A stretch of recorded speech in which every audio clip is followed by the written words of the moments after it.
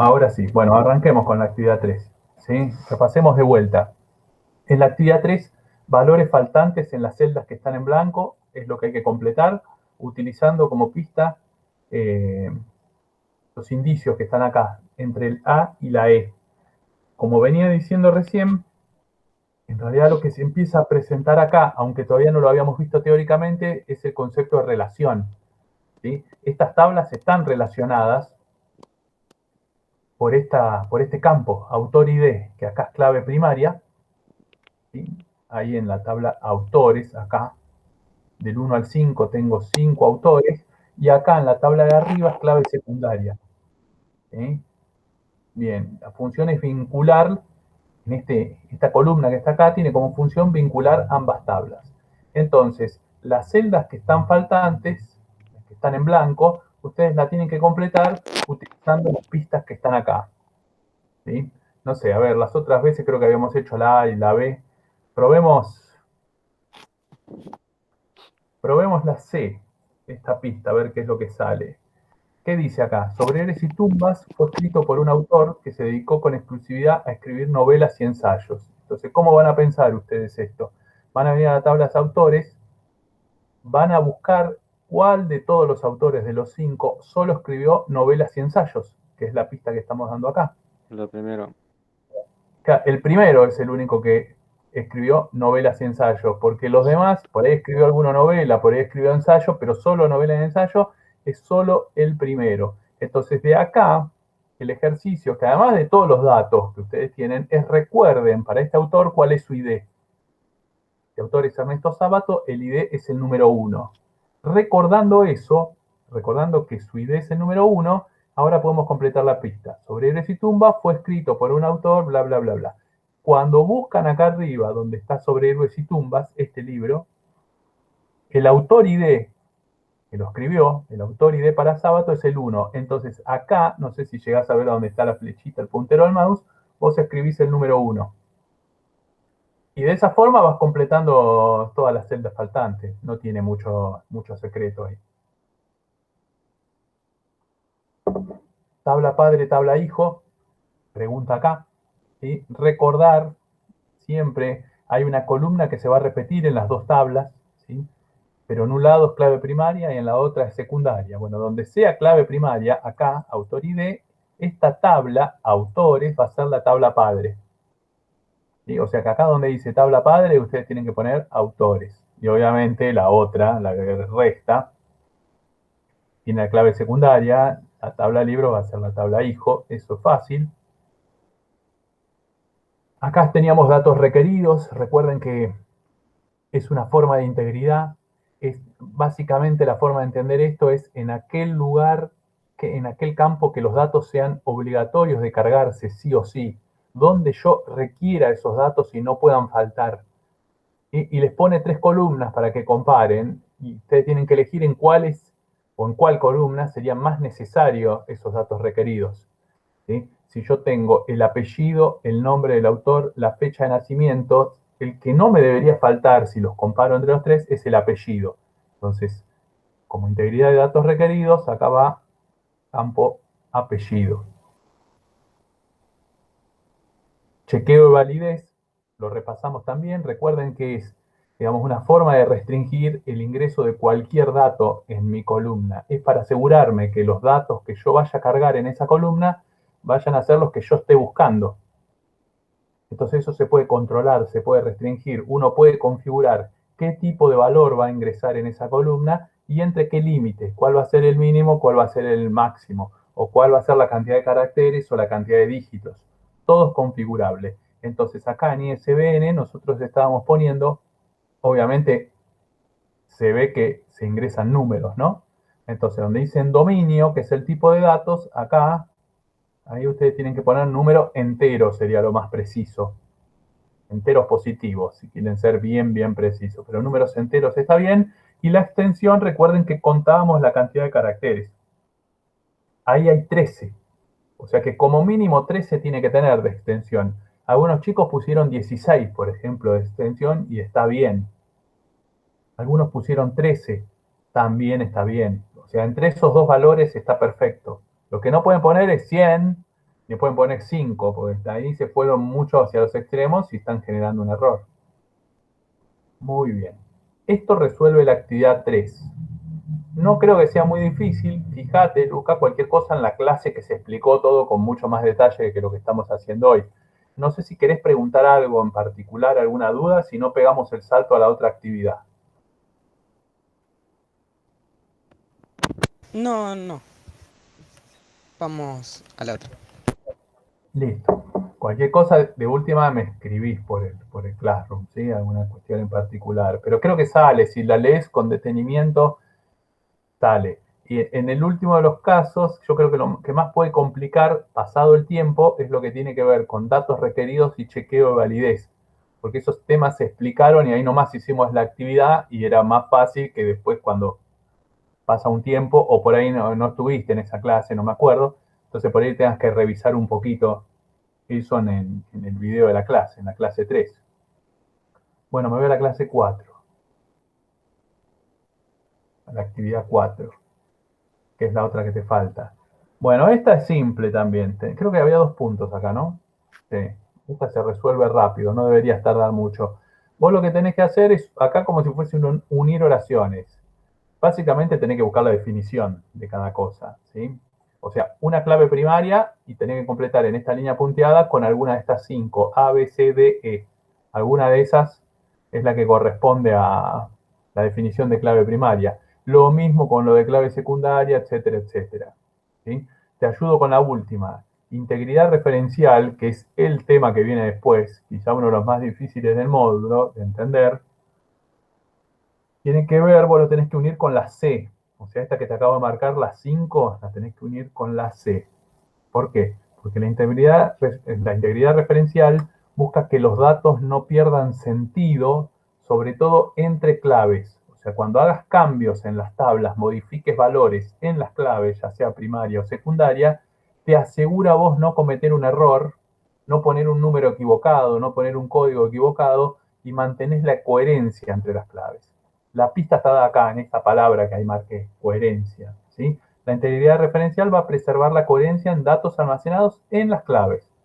¿Sí? Modificas algo en una clave, antes de que te deje aceptar esa modificación, lo que hace la base de datos es asegurarse que no pierda sentido con los datos que están cruzados en la otra tabla.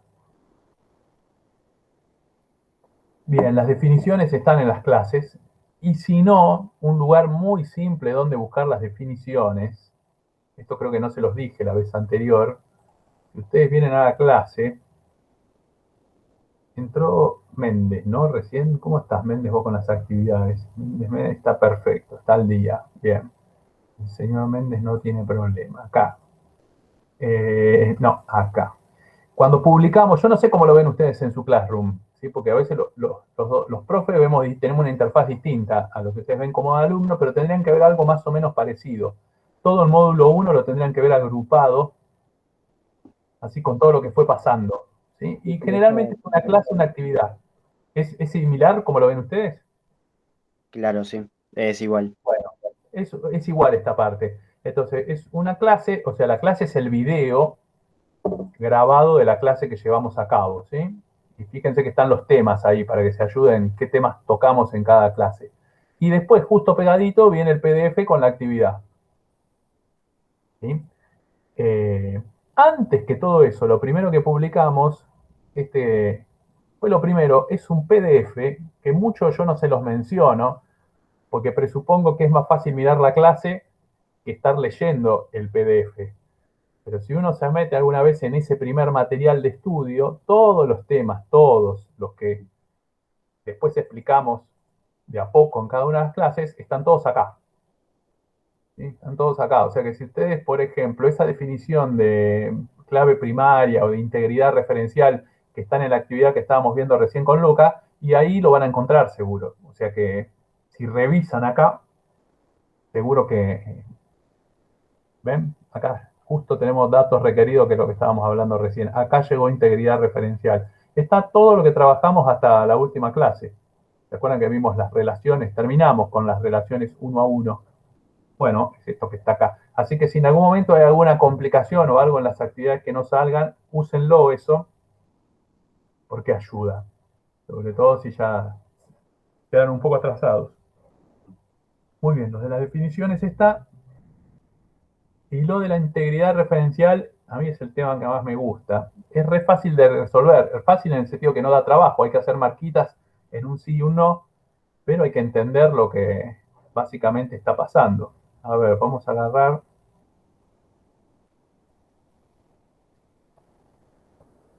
Por ejemplo, esto, acá, esta que dice, se permitiría eliminar al curso programación 2 de la primera tabla.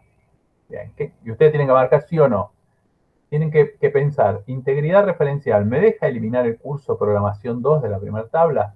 Entonces, vamos a la primera tabla. Pensemos, por más que no haya ni estudiado una vez integridad referencial, ya me tendría que saber esto, o tendría que salir. Bien, parecido a lo que hicimos con los autores. Acá encontré programación 2, ¿ven? Ahí. O sea que es el curso, son 5 cursos, programación 2 tiene ID 5. ¿Me siguen hasta ahí? Bien. Voy a la otra tabla. Acuérdense el 5. ¿Hay alguien anotado en el curso 5 acá? ¿Algún alumno? Esta es la tabla que tienen los alumnos. Si yo empiezo a revisar, me pregunto, ¿hay alguien registrado en el curso 5? No hay nadie. Como no hay nadie registrado, yo podría eliminar este curso que no pasa absolutamente nada. Entonces, acá, donde dice, ¿se permitiría eliminar el curso programación 2 de primera tabla? Marcan que sí.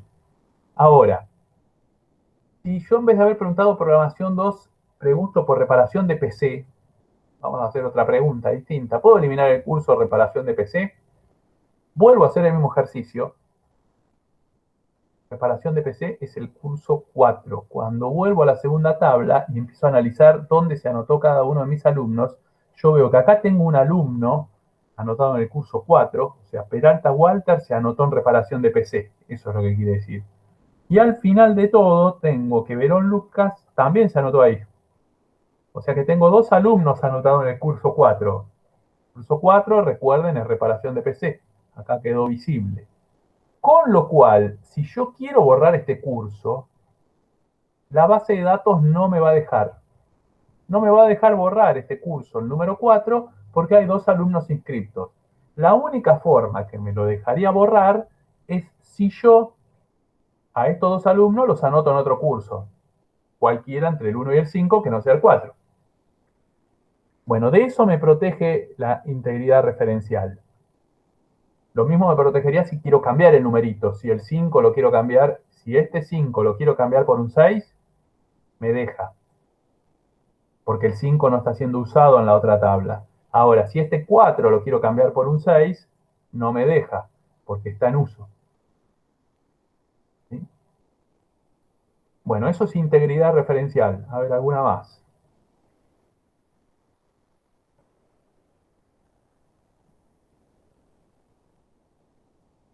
Ah, está bien, esta está buena. La cuarta. ¿Se permitiría actualizar a 8 el valor de curso ID de cualquier alumno? O sea, lo que me está diciendo es, agarren el alumno que ustedes quieran, cualquiera, vayan a la columna curso ID y pongan el 8. ¿Me deja o no me deja? ¿Me va a dejar o no me va a dejar? Y no. No. Y no es la respuesta. Muy bien. Yo les hago las preguntas cuando me aburro de hablar y me dan ganas de tomar el café, pues si no seguiría hablando. Así que estén atentos a eso. Bien, no puedo poner el número 8 acá. No me va a dejar, porque no hay ningún curso con ID 8 en la tabla de arriba. Parece una pavada esto, pero es una herramienta muy, pero muy importante, sobre todo cuando la cantidad de filas o registros en cada tabla es importante. Acá son poquitas porque son ejemplos nada más, pero en la práctica, en la vida real, buscar algo a ojo en una tabla es una tarea muy compleja.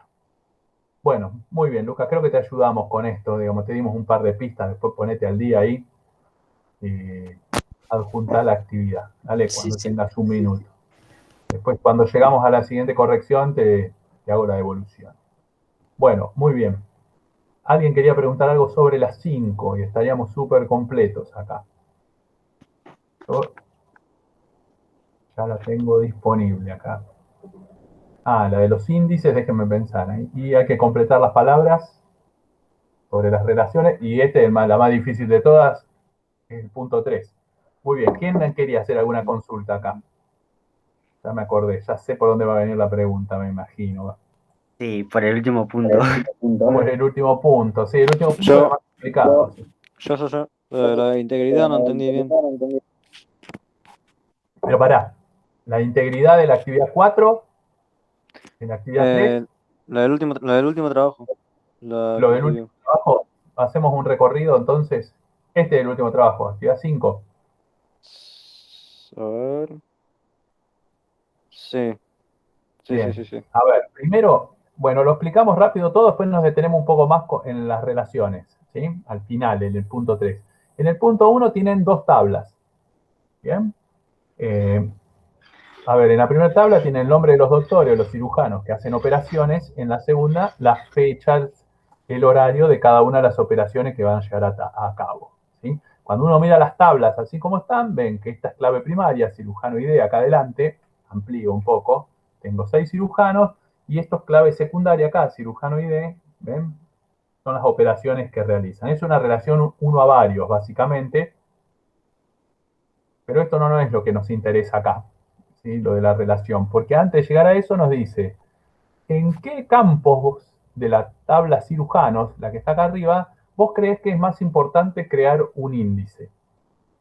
Acuérdense que los índices se aplican en aquellas columnas que después yo vaya a utilizar para buscar datos en la tabla. O sea, es probable que cuando busque datos sobre los cirujanos, ¿sí? Yo, por ejemplo, use el apellido del cirujano. ¿Sí? A ver, quiero saber la fecha de nacimiento o la fecha que ingresó a trabajar en mi clínica del cirujano tal, no sé, Beltrán. ¿Sí? Uso el apellido como criterio de búsqueda. Entonces, sobre esta columna yo voy a crear un índice. Recuerden lo que vimos en la clase pasada de los índices, son aquellas columnas que se duplican y que una vez que se duplican se ordenan alfabéticamente o de forma ascendente para que el microprocesador busque en esa columna y encuentre rápidamente el dato buscado y no tenga que recorrer toda la tabla en su conjunto.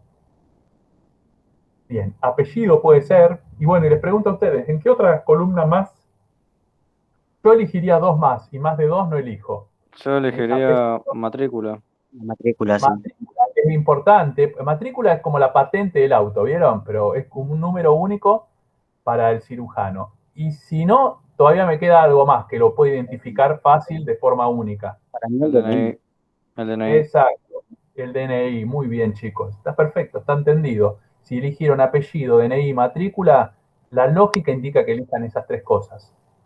O por lo menos alguna de esas hay que elegir. ¿Bien? Yo tengo una consulta, profe.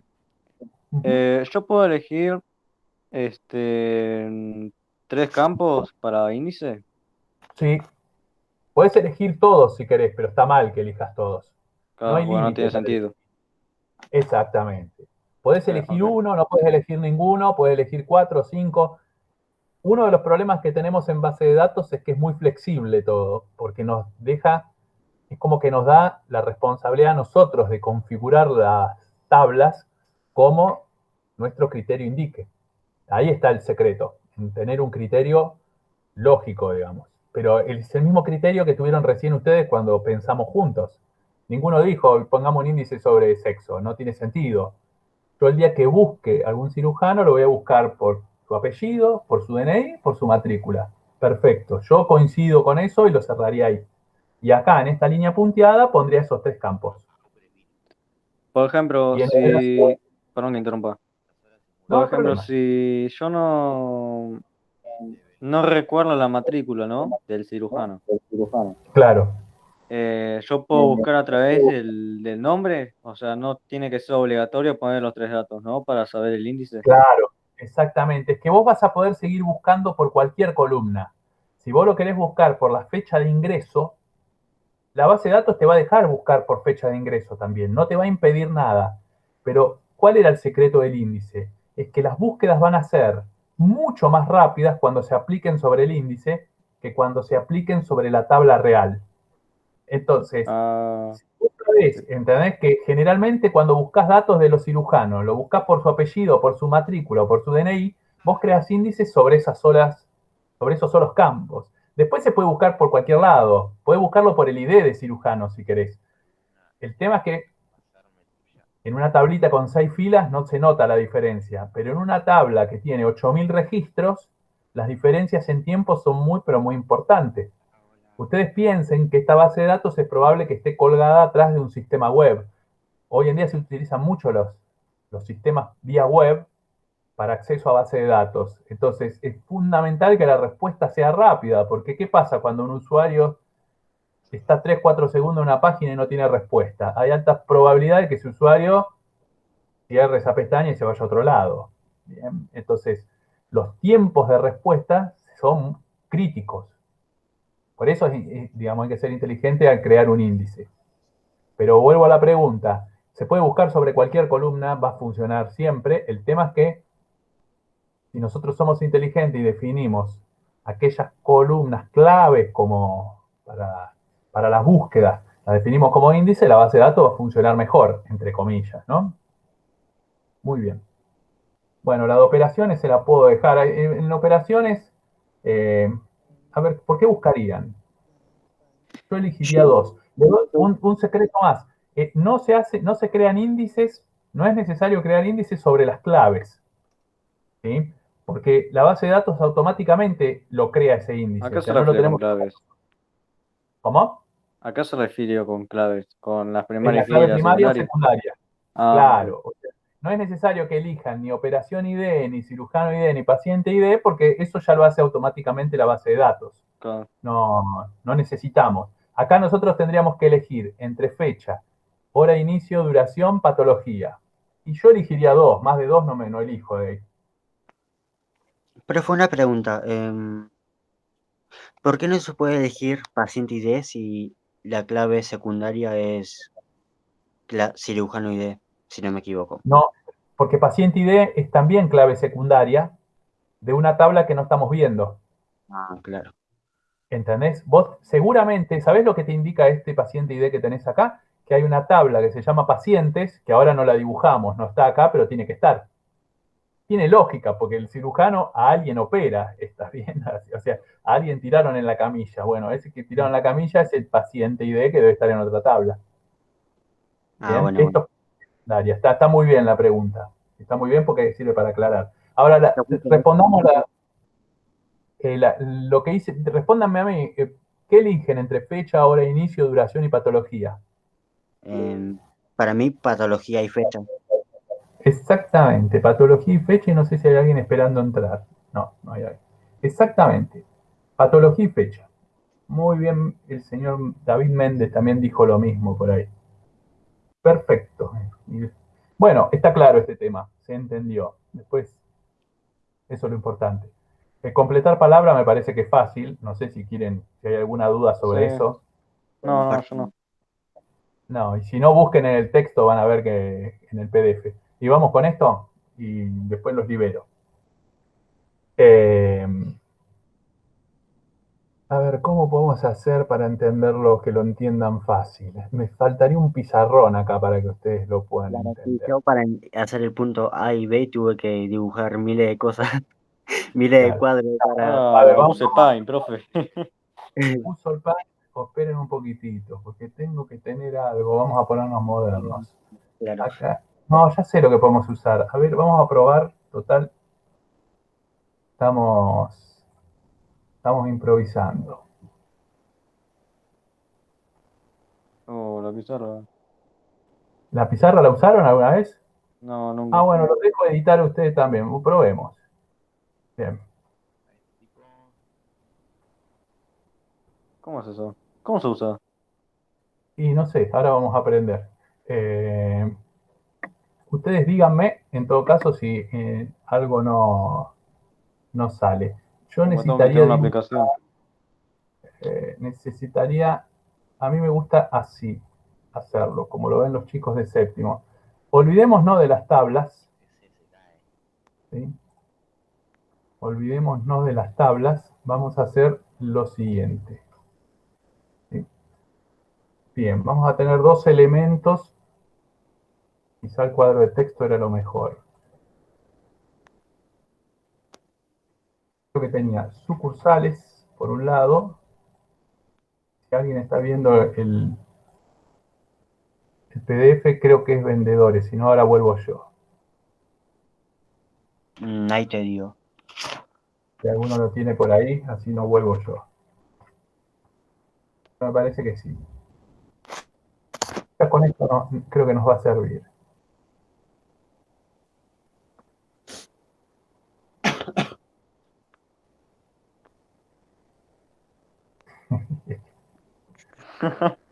No, Funciona porque le di permiso. Lo que no sé, fíjese si alguno encuentra la línea, tiene que haber la posibilidad de dibujar alguna línea recta o no. Es lo que a quería. ver, Ya no me no sé, interesa. a mí se me complica para el Zoom. No, O sea, no me deja ampliar la imagen. No sé qué hice, perdón. Tiene el celular igual. bien, ¿alguien vio el... ¿Tiene el PDF o vuelvo yo? Vuelvo yo.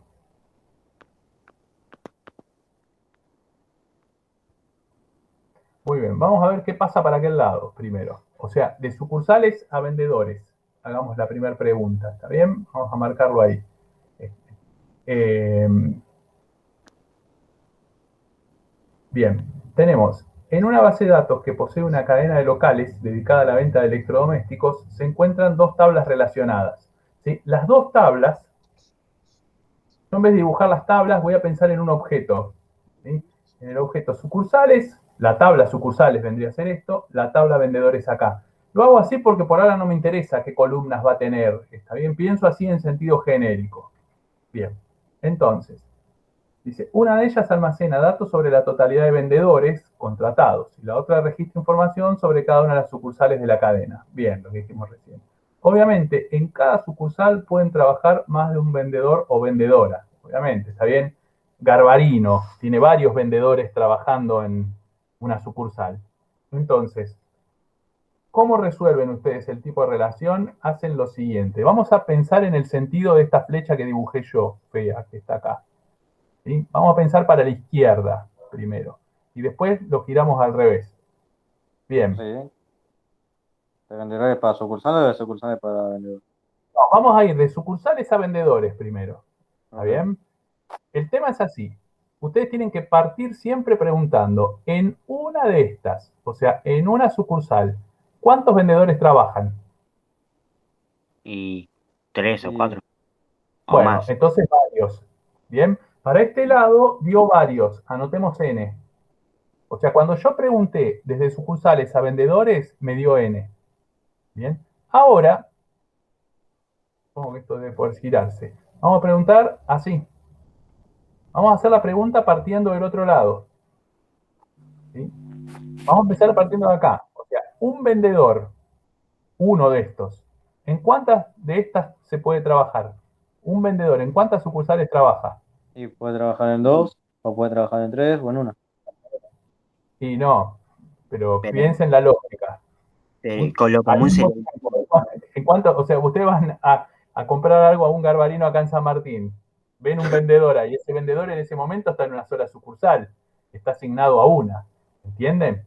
O sea, para este lado, en un determinado momento del tiempo, la respuesta es uno. Entonces, ¿cómo se encara el problema este para asegurarme no equivocarme? Preguntan en un sentido una vez, ¿sí? Como hice yo, preguntan en un sentido. Cuando fui para allá, me dio N. Después preguntan al revés y se fijan qué es lo que da. Bueno, eso que está ahí es uno a varios. Quiere decir que acá ustedes tienen que poner uno a N o uno a varios. Resuelvo la segunda.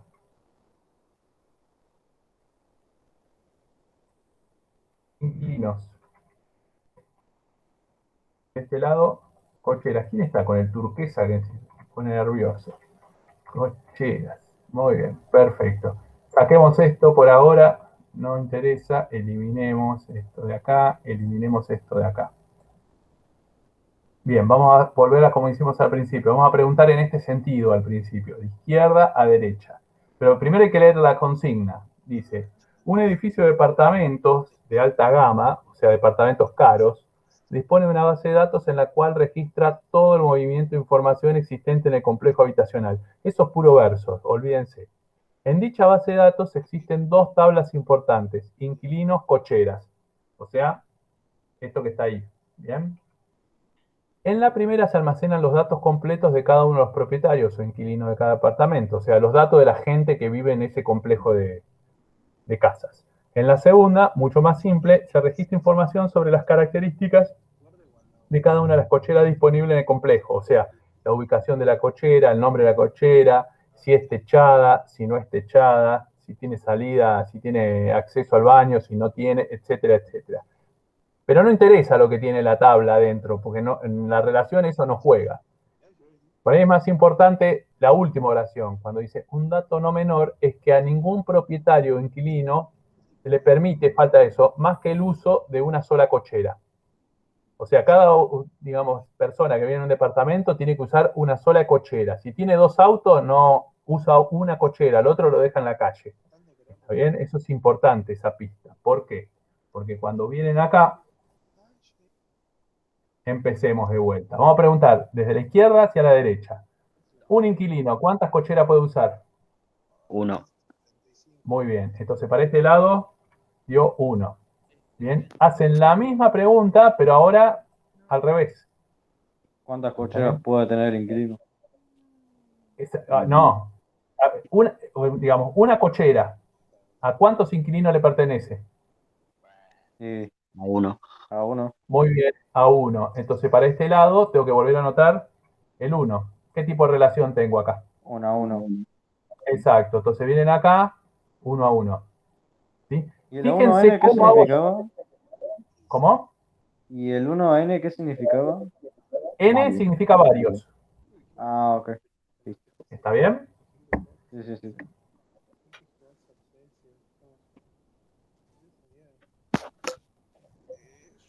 ¿Cuántas tenemos? 4. Y bueno, las otras 2 se las puedo dejar.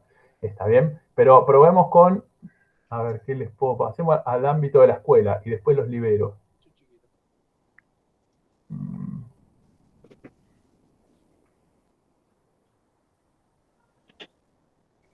Bien.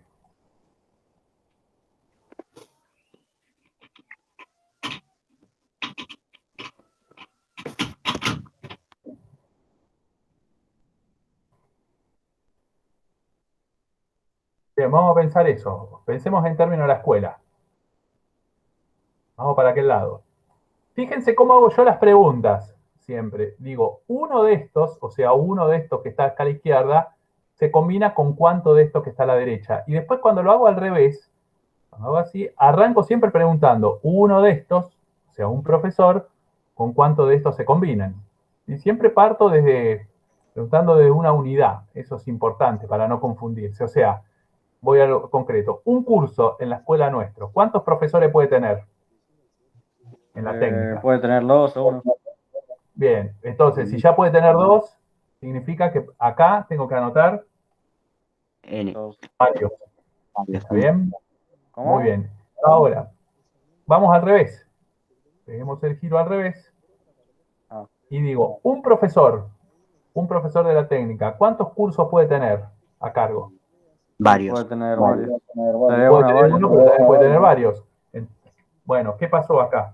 La relación en este caso nos dio varios a varios. ¿Se entiende cómo se resuelve? O sea, ¿Existe esa fíjense que no es relación? necesario estar pensando en profesor ID, curso ID, el apellido del profesor, el turno del curso. No interesa eso todavía. Eso viene después. Lo primero que hacemos nosotros es definir la relación. Bueno, tomando este esquema, les tendría que salir las dos que faltan. No tendrían que tener problemas. Igual al comienzo del módulo 2, justamente retomamos desde acá. Porque antes de ponernos, y ustedes piensen que en el módulo 2 vamos a empezar a crear tablas. De verdad, ¿no? O sea, en el servidor. Vamos a crear tablas y tendríamos que saber qué relación las une a las tablas, porque si no vamos a hacer un desastre. O sea que partimos de este punto. ¿Las tablas las creamos en PHP Miami? No, vamos a empezar con lo difícil. Primero les voy a enseñar la consola. Primero lo difícil, después vamos a PHP MyAdmin y después vamos a ir a algo todavía más simple, que es MySQL Workbench. Está buenísimo. Fácil. Pero a mí me gusta ir desde lo fácil, desde lo difícil a lo fácil. Cuando estamos más cansados a fin de año, que llegue lo más fácil, digamos. Se hace mucho más rápido, más ameno. Y nos aseguramos de que después puedan manejar la base de datos desde cualquier alternativa. ¿Sí? Que sería la idea. Bueno, escúchame una cosa, antes de liberarlos. De los que estamos acá, todos, bueno, pueden conectarse, pues si no, no estaríamos hablando.